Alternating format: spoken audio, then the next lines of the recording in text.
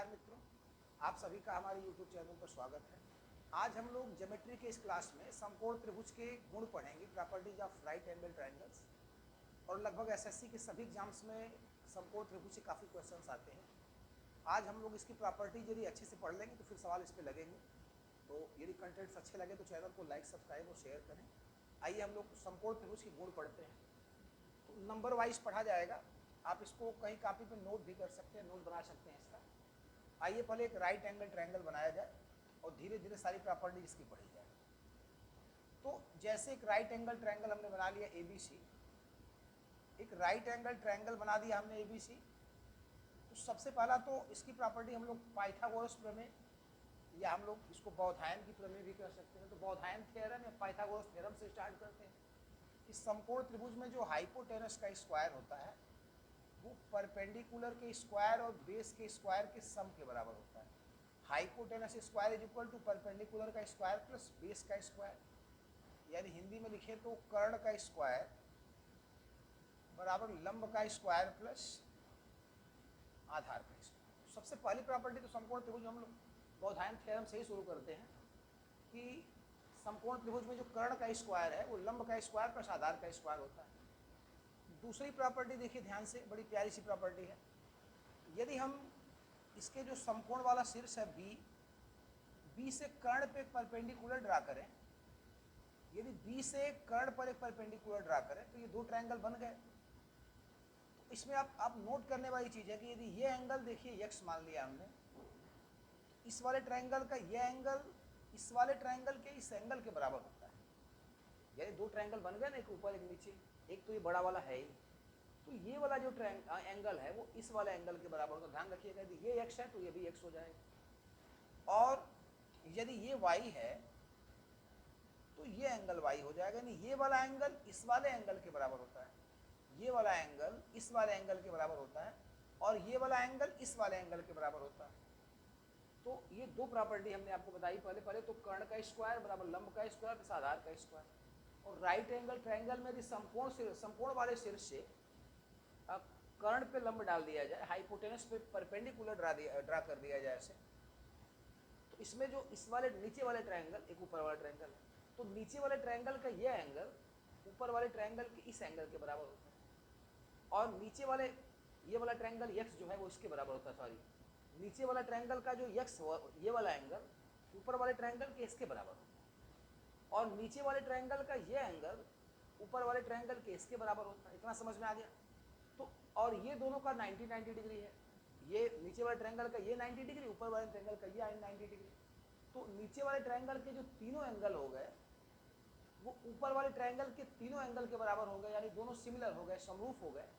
तो अगली प्रॉपर्टी में आप ये देखेंगे कि जो ट्रायंगल ABD, देखिए इसमें ट्रायंगल ABD, तो ट्रायंगल ABD इस सिमिलर ट्रायंगल, अब देखिए A की वैल्यू जो यहाँ पे y एंगल बना है तो B के बराबर है, तो सिमिलर ट्रायंगल B लिखिएगा, B। अब B के बाद B की वैल्यू मतलब यहाँ पे जो एंगल बना है इसके बराबर है, B पे जो एंगल बना है वो इसके बराबर है, तो BCD, D की जगह D रहेगा क्योंकि दोनों पे 90 डिग्री का है। तो सिमिलरिटी में थोड़ा ध्यान देना पड़ता है कि कौन किसके करेस्पॉन्डिंग है, तो उसी के सामने उसको लिखा जाता है। जैसे पहले वाले ट्रायंगल को अपने मन से लिख दीजिए ABD, और दूसरे वाले ट्रायंगल को पहले वाले के अकॉर्डिंग लिखना पड़ता है। जैसे A पे जो एंगल y बना है वो इसके बराबर है, दूसरे वाले ट्रायंगल के B पे जो एंगल बना है उसके बराबर है, A की जगह B लिखना पड़ेगा। और यहाँ पे जो पहले वाले ट्रायंगल में B लिखे हैं तो B पे जो एंगल बना है पहले वाले ट्रायंगल का वो दूसरे नीचे वाले ट्रायंगल के C वाले एंगल के बराबर है, तो यहाँ पे B की जगह C लिखेंगे और D दोनों का 90 डिग्री है। तो ट्रायंगल ABC इस सिमिलर ट्रायंगल BCD और इस सिमिलर ट्रायंगल ABC, ये दूसरी प्रॉपर्टी है, बड़ी इंटरेस्टेड प्रॉपर्टी है। थोड़ा देखिए इसको कि ये दोनों जो ट्रायंगल्स हैं, ये ट्रायंगल और ये नीचे वाला ट्रायंगल, ये दोनों सिमिलर हैं आपस में, और ये बड़े वाले ट्रायंगल के भी सिमिलर है। ये ट्रायंगल इसके सिमिलर है और ये दोनों आपस में सिमिलर हैं, और ये दोनों बड़े वाले ट्रायंगल के भी सिमिलर होते हैं। तो ये रही प्रॉपर्टी नंबर 2। और प्रॉपर्टी थर्ड, ये मोस्ट इंपॉर्टेंट प्रॉपर्टी होगी, अब इसका नोट्स बना सकते हैं कहीं। समकोण त्रिभुज के सारे गुण एक साथ लिखवा देते हैं। तो तीसरी प्रॉपर्टी मोस्ट इंपॉर्टेंट प्रॉपर्टी है, तो देखिएगा ध्यान से, यदि ये DC का हम लोग निकालें, DC की वैल्यू निकालें इसमें, तो बेटा DC बराबर हो जाता है, अब DC के पास में नीचे वाली भुजा कौन सी है, पास की भुजा लेते हैं BC स्क्वायर, तो DC is equal to BC square upon AC। ये जो DC है, तो DC के पास में नीचे वाली साइड कौन सी है, BC, तो DC square is equal to BC square upon AC। और यदि हम AD की वैल्यू निकालें, तो AD के सामने कौन सी साइड है, तो आप कहेंगे ये वाली साइड है, तो यदि हम AD की वैल्यू निकालें, तो AD की वैल्यू निकालेंगे तो क्या हो जाएगा बताइए, इसके पास में ये वाली साइड है, तो AD स्क्वायर बराबर हो जाएगा बेटा AB स्क्वायर, AD स्क्वायर बराबर AB स्क्वायर अपन हाइपोटेनस, कर्ण दोनों के नीचे कर्ण ही रहेगा। ये लगभग सबसे महत्वपूर्ण प्रॉपर्टी है राइट एंगल ट्रायंगल की, कि ये जो DC है ना, यहाँ पे DC की वैल्यू यदि निकाली जाए DC की, तो DC के पास में ये वाली साइड है, तो DC square is equal to BC square upon कर्ण हाइपोटेनस। और यदि AD की वैल्यू निकाली जाए, यदि AD की वैल्यू, AD के पास में कौन सा ये वाला है, तो AD is equal to AB square upon hypotenuse, तो ये थर्ड प्रॉपर्टी हो गई। अब इसको कई नोट्स बना सकते हैं इसका। अच्छा, चौथे प्रॉपर्टी में यदि देखा जाए, तो ये जो हमने परपेंडिकुलर ड्रा किया है ना BD स्क्वायर, तो यदि ये हमने परपेंडिकुलर ड्रा किया है जो BD स्क्वायर, आप समझ लीजिए कि जो BD स्क्वायर है वो कर्ण के दोनों खंडों के गुणनफल के बराबर होता है, AD इंटू DC। जो BD स्क्वायर है बेटा वो हो जाएगा AD इंटू DC। तो ये चौथी प्रॉपर्टी है। कर्ण पे जो परपेंडिकुलर ड्रा किया गया है, कर्ण पे जो समकोण वाले सिर से परपेंडिकुलर ड्रा किया गया है, तो BD का जो स्क्वायर है वो कर्ण के दोनों खंडों के गुणनफल के बराबर होगा। तो BD स्क्वायर बराबर AD स्क्वायर, मतलब BD square is equal to AD into DC। तो BD स्क्वायर बराबर AD इंटू DC। तो ये चार प्रॉपर्टीज हो गई। अब इसके बाद इसको कहीं नोट कर सकते हैं, पांचवी प्रॉपर्टी फिर हम लोग स्टार्ट करते हैं।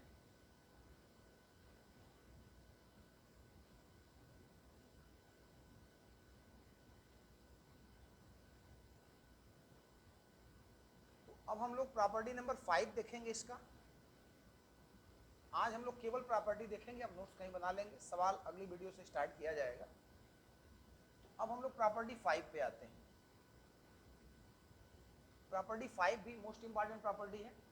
तो प्रॉपर्टी 5 पे आप इसको लिखेंगे, देखिए समकोण त्रिभुज में, सुन लीजिए, समकोण त्रिभुज में यदि कोई कोण 30 अंश का है, तो 30 अंश के सामने की जो भुजा होती है वो कर्ण की आधी हो जाती है।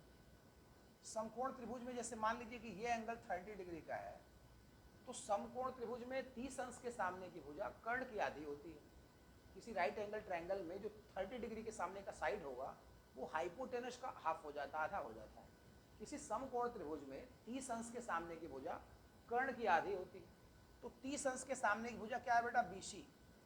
30 अंश के सामने की भुजा क्या है, BC।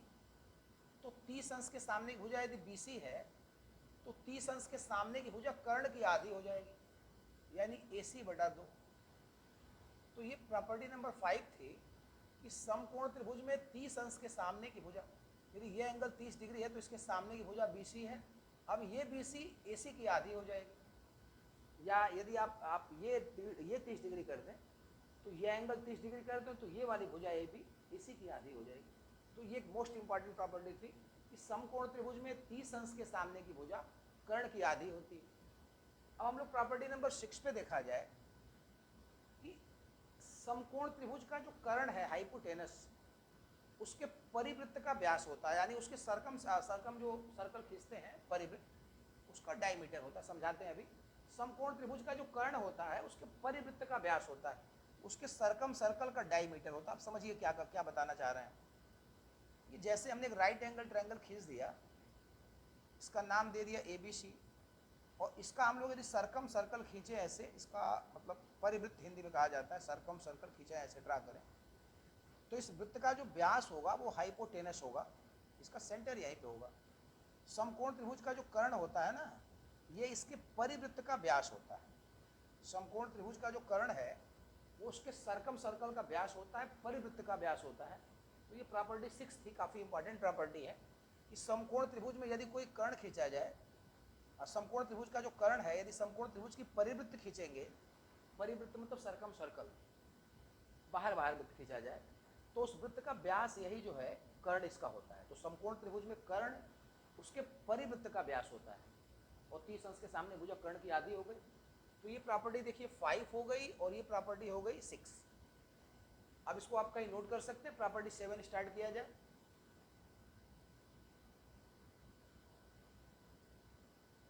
तो प्रॉपर्टी 7 देखा जाए समकोण त्रिभुज की। अगली प्रॉपर्टी है इसमें, समकोण त्रिभुज में 30 अंश के सामने की भुजा कर्ण की आधी होती है, हमने ये तो बता दिए ना अभी। अगली प्रॉपर्टी है कि समकोण त्रिभुज में जो कर्ण की माध्यिका है वो कर्ण की आधी होती है।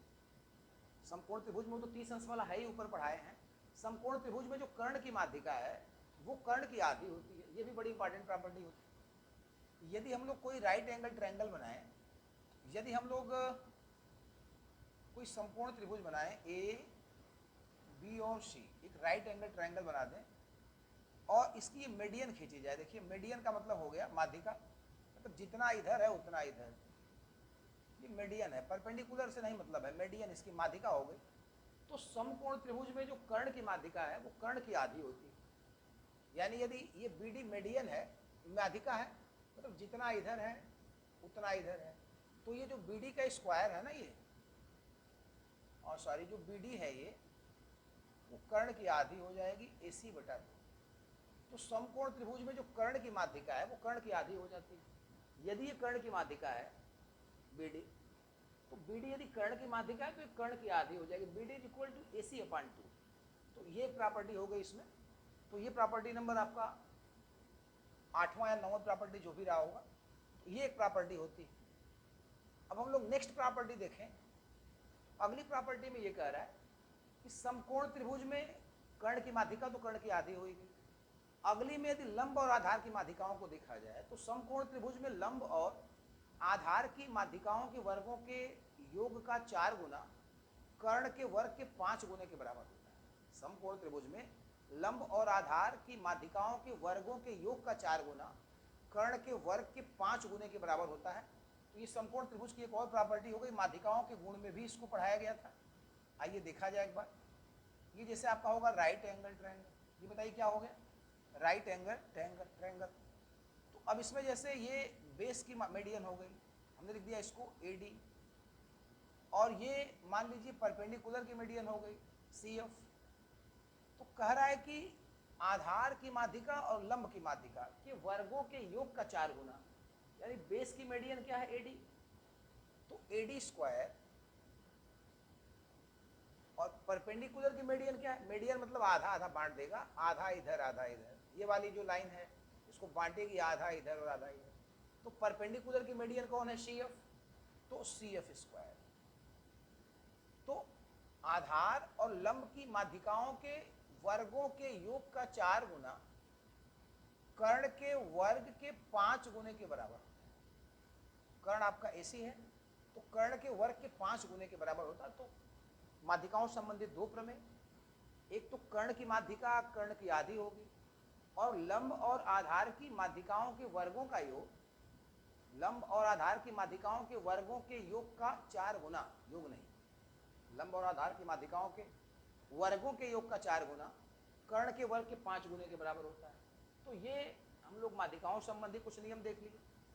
अब आती है समकोण त्रिभुज के इन सर्कल यानी अंतःवृत्त की त्रिज्या और समकोण त्रिभुज के परिवृत्त की त्रिज्या, दो प्रॉपर्टी इसमें और पढ़नी हम लोग को। तो समकोण त्रिभुज के अंतःवृत्त की त्रिज्या देखिए क्या होती है। समकोण त्रिभुज के अंतःवृत्त की त्रिज्या, जैसे आप अंतःवृत्त समझिए, पहले इन सर्कल बोलते हैं अंग्रेजी में। एक हमने राइट एंगल ट्रायंगल खींच दिया ऐसे, और इसके अंदर एक वृत्त खींच दिया ऐसे। समकोण त्रिभुज का ये अंतःवृत्त हो गया। देखिए समकोण त्रिभुज का ये अंतःवृत्त हो गया, तो A B और ये C, ये समकोण त्रिभुज का अंतःवृत्त है। और ये अंतःवृत्त की त्रिज्या हो गई, स्मॉल r कह सकते हैं, ये अंतःवृत्त की त्रिज्या हो गई। तो समकोण, ये देखिए ये परपेंडिकुलर है, ये बेस है, ये हाइपोटेनस है, दो फार्मूले त्रिज्या के, दोनों देखा जाए तो समकोण त्रिभुज में यदि अंतःवृत्त की त्रिज्या लिखें तो पहला तो फार्मूला होता है बेटा P plus B minus H upon 2, perpendicular plus base minus hypotenuse upon 2। समकोण त्रिभुज के अंतःवृत्त की त्रिज्या का सूत्र होता है perpendicular plus base minus hypotenuse upon 2, और इसी का सेम रेडियस का फार्मूला होता है, इसी रेडियस का डेल बाई एस। आप डेल समझ रहे हैं, क्षेत्रफल को कहते हैं, समकोण त्रिभुज का क्षेत्रफल है।